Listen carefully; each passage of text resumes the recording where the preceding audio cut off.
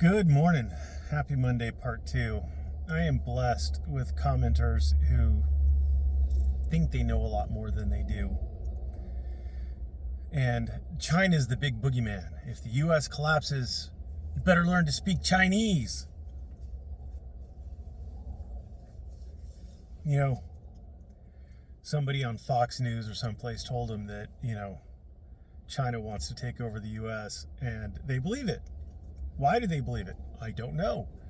China has never stated that they want to take over the U.S.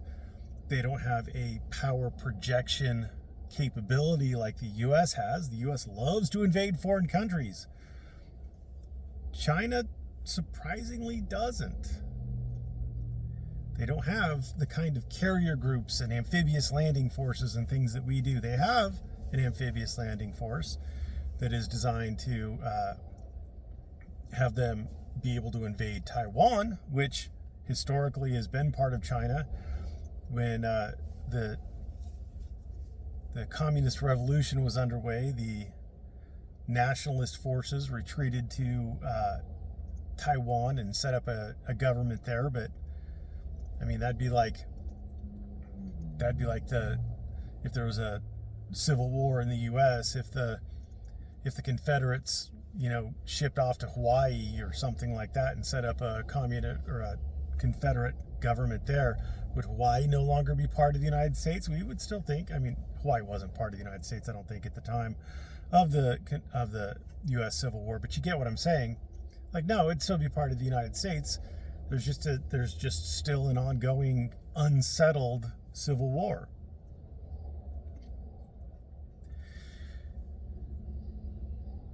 I am a big believer in looking at the actions of what nations do rather than what the leadership of those nations says, or even like what the people say. Oh, Iranians chant death to America. Well, I don't know why they wouldn't, honestly. But China has never been a very aggressive nation, at least not in the last 100, 200 years. Not that I'm aware of. They had a minor border skirmish with Vietnam. They didn't annex Vietnam. They probably could have, but they didn't. They've had territory disputes with India, where they have each side has decided that nobody can have guns along the contact zone. So you see pictures of them practicing like the phalanx formation and things like that, because they have to use like hand-to-hand tactics because they've agreed that they're not going to have any guns along that zone. I think it's Kashmir. Maybe I'm wrong on the name of the province, but they both believe it's part of their sovereign territory, and it's disputed. And it hasn't resulted in China invading India. I would hazard a guess that A, China isn't really that imperialistic, and B, India has nukes. That's a pretty good deterrent. Russia and China have had border conflicts forever. They had a treaty, I think, in like the early 2000 or late 2000s, early 2010s. I could be wrong on the date of the treaty. Somewhere around 2010, I think, where they basically said that neither side will consider those particular territories to be part of their sovereign territory. But there was like in 2023 or something like that, if I remember correctly, China published maps that show it as part of their sovereign territory, this disputed territory between China and Russia. And China and Russia are allies, No force of arms to take the land. And again, some of that might be because Russia has nukes. Well, one thing that I think will survive the collapse, if we look at the collapse of the Soviet Union, they had nukes and Russia kept the nukes. The successor state kept the nukes. I have a strong, sneaking suspicion that the U.S. will keep its nukes if the U.S. collapses into a ending of empire.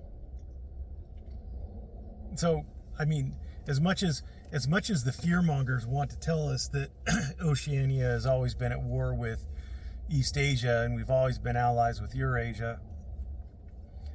You know, a lot of these, in my opinion, a lot of these conflicts, like the U.S. conflict with Russia, is based on nothing more than, well, I mean, it might be based on a few things other than, but primarily based on, you know, if we can have an enemy, we can have justification for building super duper duper expensive weapon systems that cost the taxpayers billions, if not trillions of dollars to purchase and operate and use. And I think that's the kind of purpose of having Russia and China as our greatest enemies. Because again, as far as I can tell, none of them have ever done anything offensive directed towards the U.S. I personally would characterize the Russian intervention in the Ukrainian civil war as not an act of aggression. I understand you can disagree. And I haven't seen China act in any ways aggressive in the last, God, when did they attack Vietnam? That had to be like in the 70s or 80s. Again, I don't see them having designs on the US. They don't have the navies that would be required. They may have the ground troops, but I mean, you got to get everybody there. You have to have all the supply ships. I mean, the US has a massive navy, and we're geared to be supporting forces, you know, across an ocean from us, and they're just not. Neither one of them is. So anyway, all the fear mongering, I wouldn't expect us to have to learn Chinese or Mandarin or any of the sub languages in China. Cantonese, forget all of them. There's a bunch. Anyway, that's nonsense. It's stupid. It's stupid propaganda intended to get stupid people to support the neocon agenda of having a massive empire supported by a massive military that is just breaking our bank, breaking our budget. That's all I got for you today. Thanks for watching. Have a great day.